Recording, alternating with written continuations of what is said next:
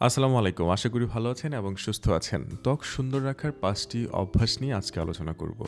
যে ৫ টি অভ্যাস যদি আপনি পালন করতে পারেন, আপনার ত্বক দিন, দিন সুন্দর হয়ে উঠবে এবং আকর্ষণীয় হয়ে উঠবে।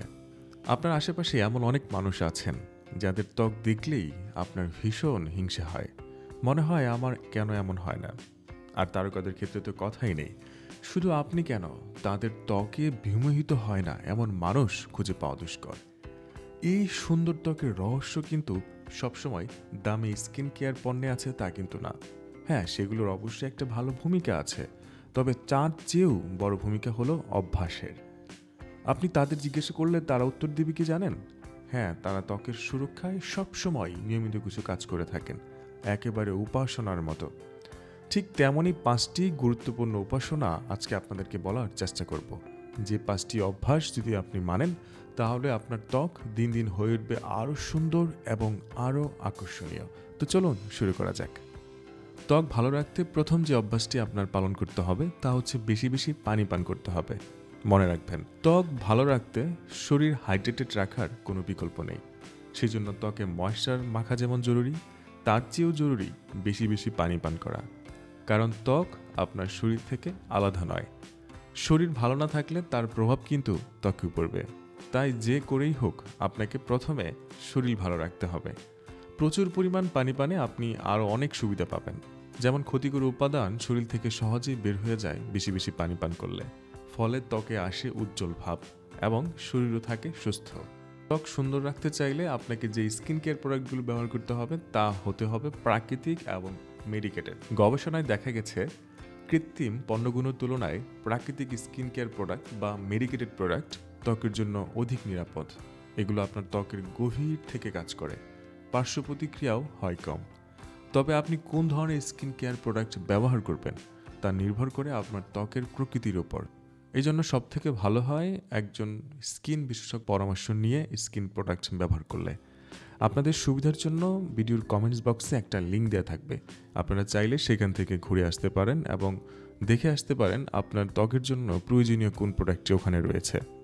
ত্বক সুন্দর রাখতে তৃতীয় যে অভ্যাসটি করতে হবে তা হচ্ছে অবশ্যই ঘুমানোর আগে মেকআপ মুছে ফেলতে হবে।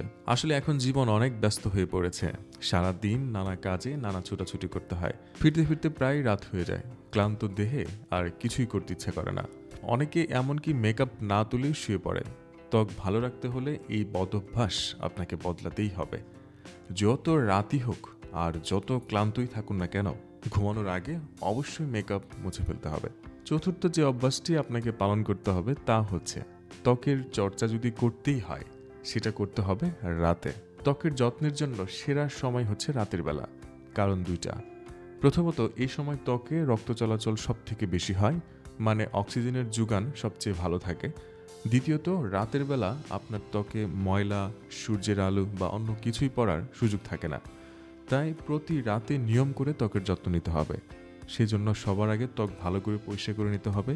তারপর আপনার ত্বকের গঠন অনুযায়ী সিরাম বা প্যাক দিতে পারেন। সবশেষ যে গুরুত্বপূর্ণ অভ্যাসটি রয়েছে তা হচ্ছে স্বাস্থ্যকর জীবনযাপন করতে হবে। ত্বক ভালো রাখতে হলে স্বাস্থ্যকর জীবনযাপনের কোনো বিকল্প নেই। আর স্বাস্থ্যকর জীবনের মূল বিষয় হচ্ছে তিনটা: ভালো খাদ্য অভ্যাস, নিয়মিত শরীর চর্চা এবং পর্যাপ্ত ঘুম।